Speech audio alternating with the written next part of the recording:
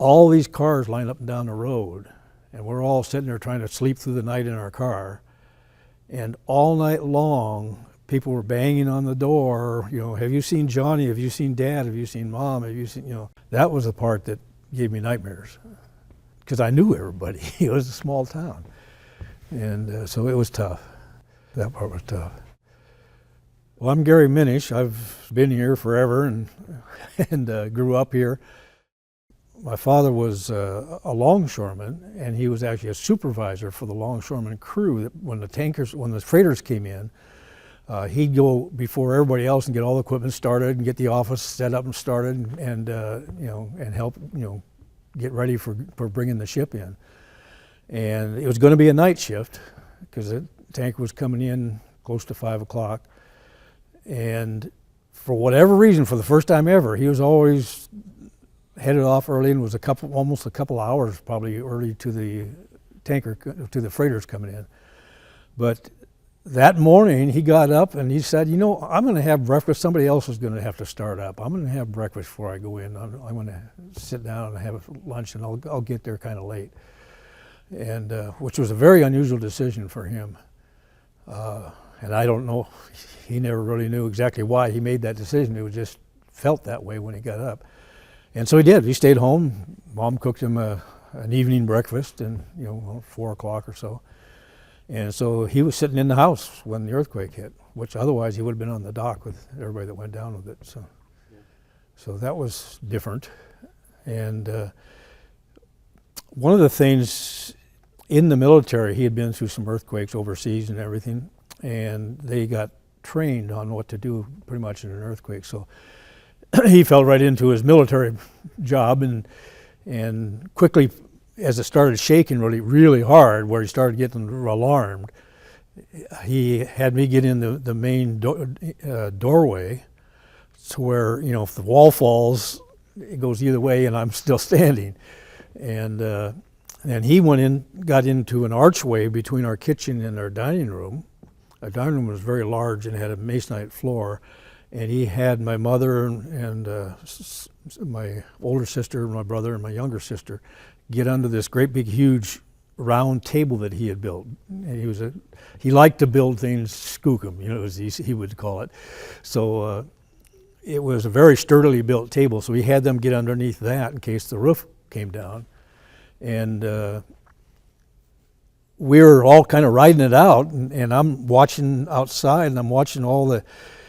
There was like 4 or 5 feet of snow on the ground at that time, still in March.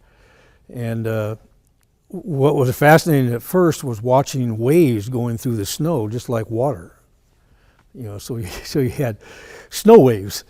It was fascinating. And then you noticed as the waves went by the trees, the big old spruce trees would whip. And it would whip so hard that it would whip the tops off. So the tops of the trees were cracking and falling off, and then the whole sound was like multiple freight trains going by or something. Just the whole earth was making sound.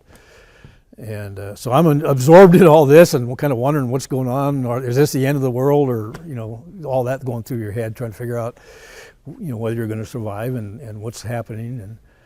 And then I heard Dad laughing. And turned around and looked at him. He's in the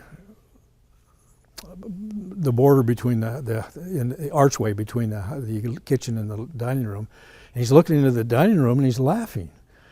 And so I skittered on over to where he was. I had to see what he was laughing about. And here's my mother and my older sister, brother, and younger sister all under this table. But the problem was it was a masonite floor, kind of like this one we got here. It's wood floor. And with all that hard shaking, the table wasn't standing still. It would go scooting over here, and then they realize they're not covered anymore, so they're on their hands and knees, and they'd all rush over to get underneath it again, and then it would take off and go again.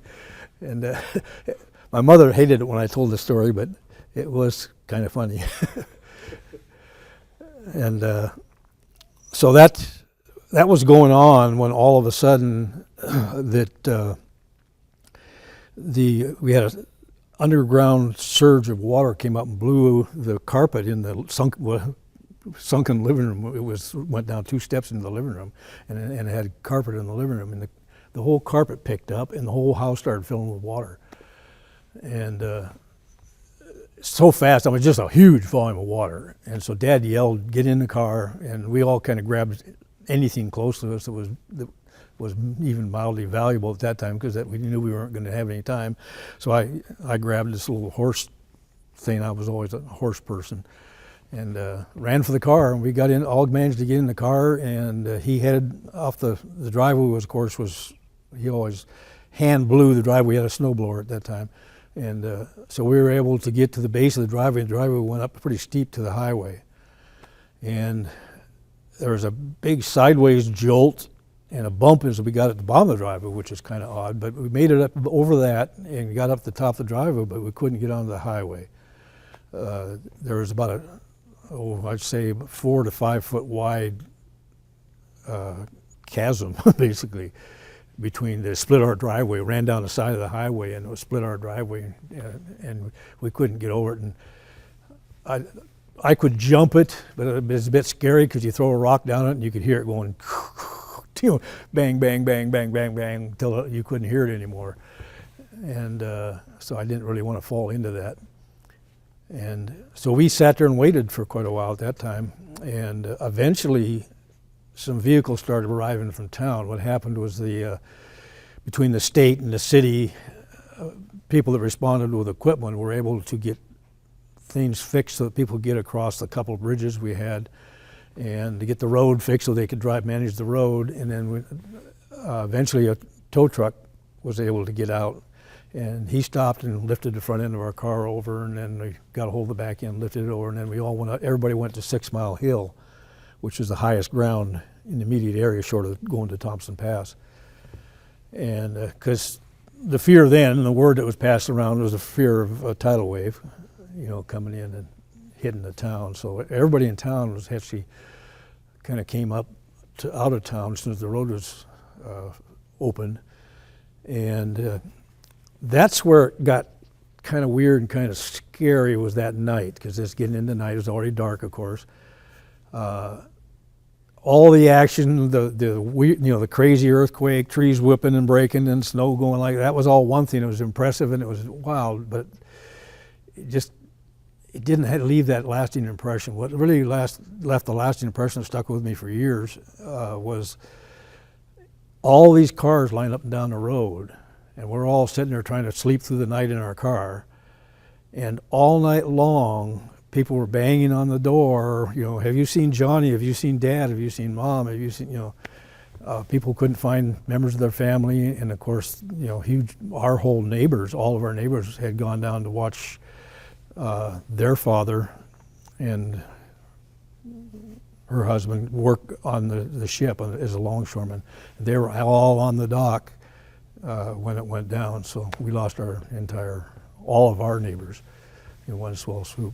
But that was the emotional part of all that, of this, everybody's screaming and crying and going up and down the line and couldn't find their people. And that was the part that gave me nightmares, for years later. Even after that, I went to school down south and then wake up in the middle of the night with, nightmare about that part of it.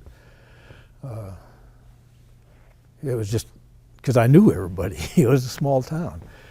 And so it was tough. That part was tough.